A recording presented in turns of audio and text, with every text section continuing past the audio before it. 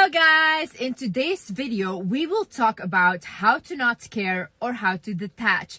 Now obviously in life we are going to care. This is a very normal human need. We care for our loved ones, we care for others, but there's a very fine line where it is just too much and it will start draining you and you kind of lose yourself. If you lose your mind over someone or over something that someone has said about you, or you trying to defend your reputation, you will lose everything. You will give all your power and all your energy that you have to that one person. They will feed off of you. In this life, you cannot afford to lose yourself. Do you find it difficult to write good and improve your writing? You want to sound better, whether it's on posts, projects, or emails, but you don't know how to start. Well, it's very easy because this video is sponsored by Grammarly. Grammarly is an AI writing partner that works easily with your everyday apps, and it helps professionals write better and faster so they can get their work done. This is an example of an email we can use, and here we are going to clarify the email. Then we're going to click on correctness to correct any spelling mistakes, and Grammarly does that automatically. You accept it. Here another one you accept, and then you can also choose to improve. So here I'm asking Grammarly to make my email more persuasive and also to shorten it. Then I will insert the new email into the blank space and I delete the one that was there before. The best part about Grammarly is that it's free to use and to try out. If you think that you might benefit from improving your writing skills, then please click the link in the description down below or visit grammarly.com/thewizardliz. Guys, my name is Liz and welcome back to my channel. Let's get right into it. First things first, understand the higher purpose of what is happening to you. For example, I have a platform, right? And with a platform comes a lot of hate and comes a lot of people making stuff up about you. I have to deal with that in a way where I never react until it's super bad and I'm gonna sue the person. I cannot react to these rumors. Why? Because the minute I react and I try to explain myself, these people win. So I cannot allow that to happen. I can only allow to sit back and ignore it and never engage in it. Now, why is this a lesson for me? Because when I was younger, I always had to over-explain myself to my parents. I always had this need of to prove myself and to prove that I was a good kid because I was never getting that validation. Now, when I'm in this position and people are lying on my name, I am not allowed to prove myself, and I should now be okay with the fact that people will not see or will not understand you the way that you want people to understand you. You can bend over backwards and people that are not willing to see you will not see you. And you have to learn to be okay with that. You have to learn that, you know, this person might not see the magic in me, but that doesn't mean that I cannot look in the mirror and see the magic in myself. This person might twist my words, take it out of context and say that, oh, this is what she said when that's never what I said. But you have to be okay with that was their version though. They're speaking from their world. If someone, imagine with me, if someone is really negative from the inside, they're not a bad person, but they're just negative, okay? Whatever you say, if you say, life is beautiful, they will say life is miserable. And who do you think you are? You have to come to a point in life where you become okay with people misunderstanding you, because you understand that everyone is free to look at life in their own way. You trying to make people understand you or make everyone trying to like you is you being controlling. But they all have their free will. People can love who they want to love and people cannot love who they don't want to love. And that is okay. Once you understand that, you know what, they're free to do whatever they want, become free from this illusion of control. So just let it go.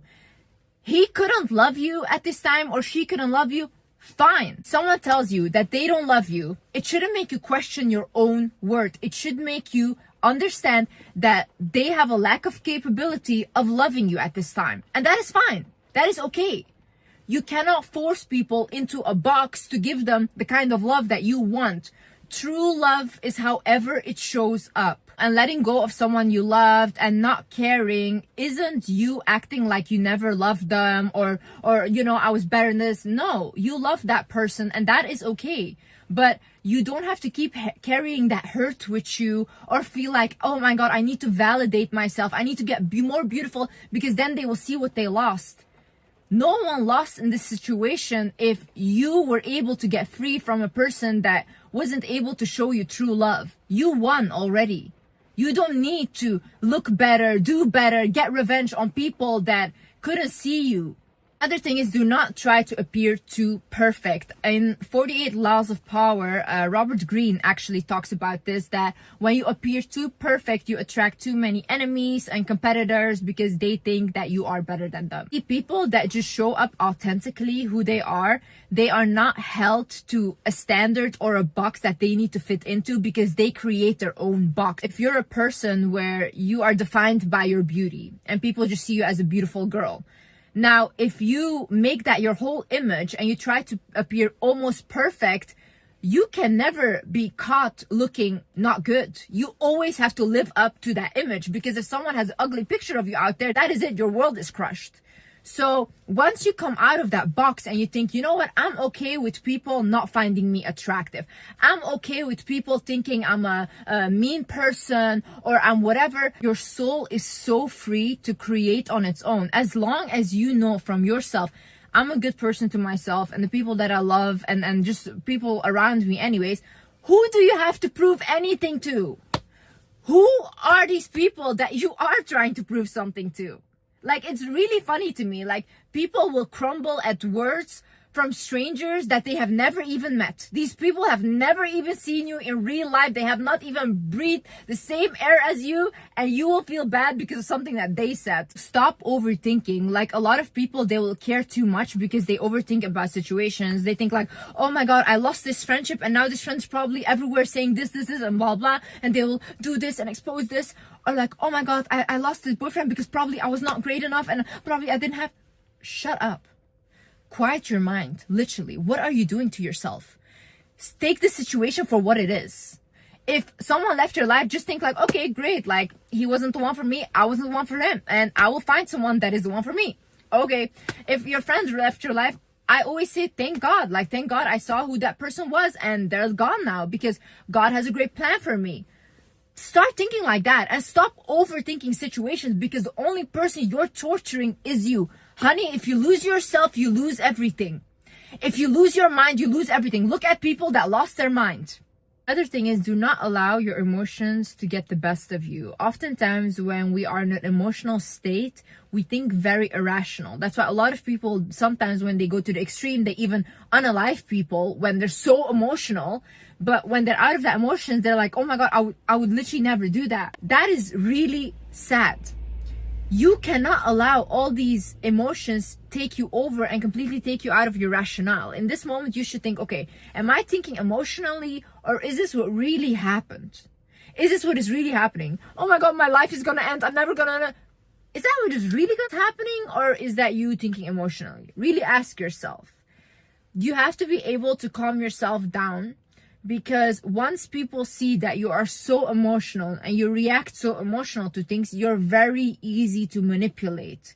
You're very easy to control. When, even if you are this emotional of a person, that's very beautiful, because I'm very emotional. Do not publicly go and cry about haters or whatever, because now you gave them what they wanted. Honey, do not show those emotions. Grieve in private, grieve in silence, and in public, make sure you are composed, because all these toxic people are just waiting for someone to be as emotional as you and to get what they want from you. So understand energy exchange. Look, people that are celebrities, they love to be talked about, whether it's negative or whether it's positive, because people are giving them energy. They will even pay publicists to plant fake stories that are not true and that are even negative, so that people will talk about them, create more drama around them. Whatever you engage in is an energy exchange. When you look at these rumors, when you look at this hate, you're exchanging energy with that person. You are giving that power, as long as you do not fucking care.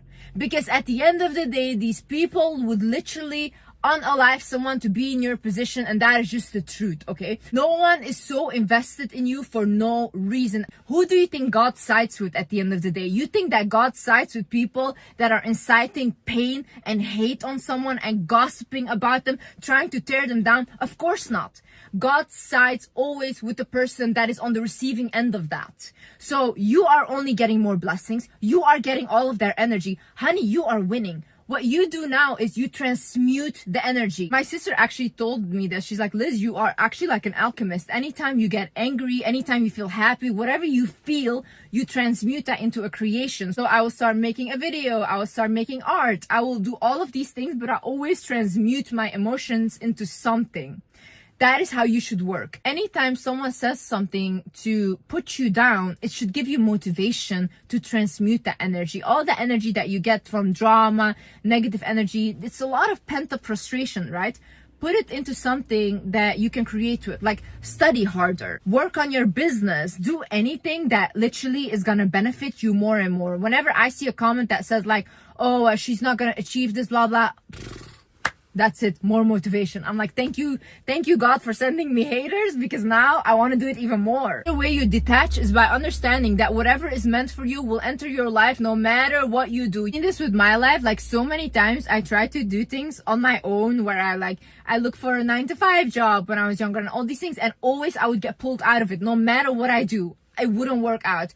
Or in my previous relationship, it just wouldn't work out. No matter how much I tried to make it work or whatever. It's because when something else is meant for you, you have to arrive there. So when you have that faith in God and you say, you know what, if this friendship left my life, it wasn't meant for me, or it's time to end for this friendship now, you know, we both did our part in each other's life, now you're meant to go. If this relationship is ending, okay, great, we both did our part in each other's life, now you're meant to go.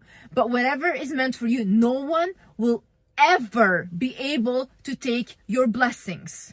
God played very fair in that. God is very fair. Whatever is meant for you will always come your way in the most miraculous ways, in the most unexpected ways. You just have to be willing to receive that, because when you are just literally thinking about, oh no, but I wanted this ex even though he was abusive, it's like, yeah, but what was meant for you is trying to come in, but you're not letting go, and you're just attaching yourself constantly to something that you're already meant to let go of. So when you do that, then what is meant for you can come in. You know how many times I've told this to friends, like, just let it go and watch, and they wouldn't do it. The minute they let go, like this, something new comes in, a whole new reality. Have faith, guys. Have faith. Also think oftentimes in life, when you attach too much to something, God tests you in a way where they will take that thing from you.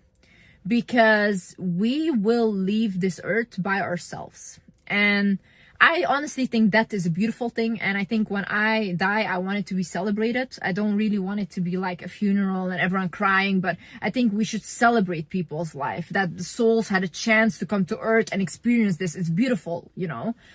But that is the case though. You are meant to leave this earth alone. So when you attach to something, you are not ready to experience the life that God gave you, which he said this is all temporary.